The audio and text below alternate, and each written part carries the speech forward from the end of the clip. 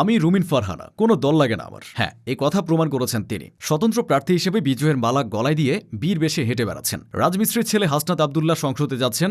জেনজির এই ক্যাপ্টেন প্রমাণ করল দেশকে ভালোবাসতে কেবল সৎ থাকতে হয়, একটা বড় কলেজা থাকতে হয়। ভিপি নূর এখন এমপি নূর। এই সব কিছুই প্রমাণ করছে দেশ খুব শিগগিরই ঘুরে দাঁড়াবে। বাংলাদেশের মানুষ প্রমাণ করলো জান্নাতের টিকিটের চেয়ে বাংলাদেশের টিকিটই সবচেয়ে বেশি প্রয়োজন। ভূমিধস বিজয় সরকার গঠনের পথে বিএনপি। প্রায় ২০ বছর পর সরকার গঠন করতে যাচ্ছে দেশের বৃহত্তম এই রাজনৈতিক দলটি। দীর্ঘ ১৭ বছর লন্ডনে রাজনৈতিক নির্বাসন কাটিয়ে তারেক রহমান গত ২৫শে ডিসেম্বর দেশে ফেরেন। এর ৫ দিনের মাথায় বিএনপি চেয়ারপারসন তথা ৩ বারের সাবেক প্রধানমন্ত্রী খালেদা জিয়া পৃথিবী ছেড়ে চলে যান। মায়ের প্রয়াণের শোককে শক্তিতে পরিণত করে তারেক এই প্রথম নিজে নির্বাচনী প্রার্থী হয়েছেন এবং দলকে নেতৃত্ব দিয়েছেন। ঢাকা এবং বগুড়ার দুটি আসনে তারেক রহমান বিপুল ব্যবধানে বিজয়ী হয়েছেন। এবার তার দেশের প্রধানমন্ত্রী হওয়া সময়ের অপেক্ষা মাত্র। যদিও সরকার প্রধান হওয়ার পথটি মোটেও সহজ ছিল না। ২০০১ থেকে ২০০৬ পর্যন্ত তারেক রহমানের মা খালেদা জিয়ার নেতৃত্বে বাংলাদেশে বিএনপি সরকার ক্ষমতায় ছিল। সে সময় তারেক রহমানের বিরুদ্ধে দুর্নীতির কিছু অভিযোগে তত্ত্বাবধায়ক সরকার সদ্য সাবেক প্রধানমন্ত্রীর বড় ছেলেকে গ্রেফতার করে। প্রায় ২ বছর বাংলাদেশের বিভিন্ন কারাগারে আটক ছিলেন তারেক রহমান। সে সময় তার উপর কারাগারে অকথ্য নিপীড়ন নির্যাতন হয়। তাকে আদালতে পেশ করার সময় দেখা যেত কারাগারের অত্যাচারে তিনি রীতিমতো কাবু হয়ে পড়েছেন। ২০০৮ সালের সেপ্টেম্বরে তত্ত্বাবধায়ক সরকার তাকে জামিন দেয়। এরপর চিকিৎসার জন্য সপরিবারে তিনি লন্ডনে চলে যান। এর মধ্যে গুরুতর অসুস্থ হয়ে মারা যান তারেকের ছোট ভাই কোকো। চিকিৎসা করাতে যাওয়া তারেক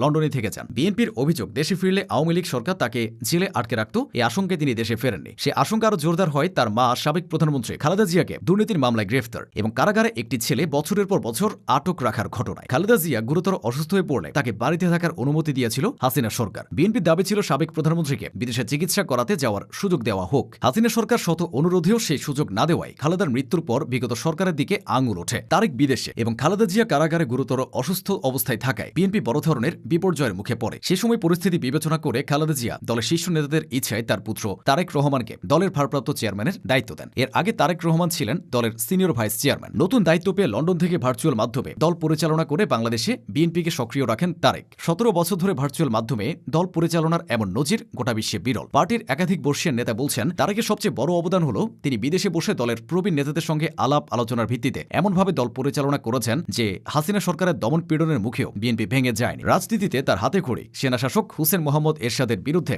দেশব্যাপী গণতন্ত্র পুনরুদ্ধার আন্দোলনের মধ্য দিয়ে ৮০ দশকের মাঝামাঝি একটি স্থানীয় সরকার নির্বাচনে তারেক ভোটের কাজেও সংযুক্ত ছিলেন। তবে সক্রিয়ভাবে ভোটের রাজনৈতিক প্রক্রিয়ায় সংযুক্ত হন ১৯৯১ সালের জাতীয় নির্বাচনে। সেবার তিনি তার মায়ের আসনগুলিতে নির্বাচনী দেখভালের দায়িত্বে ছিলেন। খালেদা জিয়া সেবার ৫টি আসনে প্রতিদ্বন্দ্বিতা করেন এবং প্রতিটিতে বিপুল ভোটে বিজয়ী হন। খালেদা জিয়া তৃতীয়বার প্রধানমন্ত্রী হন ২০০১ সালে। ২০০৬ পর্যন্ত বিএনপির ওই সরকারের সময় তারা এক সমান্তরালভাবে প্রশাসন চালাতেন বলে বিরোধীদের অভিযোগ ছিল। তবে তখন থেকে তিনি দল পরিচালনায় মায়ের সহকারীর ভূমিকা পালন করেন। রাজনীতিতে দীর্ঘ প্রতিকূলতা কাটিয়ে তারেক রহমান বাংলাদেশের প্রধানমন্ত্রী হতে চলেছেন। সাধারণ মানুষের এখন একটাই চাওয়া, তার নেতৃত্বে দেশ আবার ঘুরে দাঁড়াবে। এখন দেখার অপেক্ষা প্রধানমন্ত্রী হিসেবে তিনি নিজেকে কিভাবে বাংলাদেশের মানুষের পাশে হাজির করেন।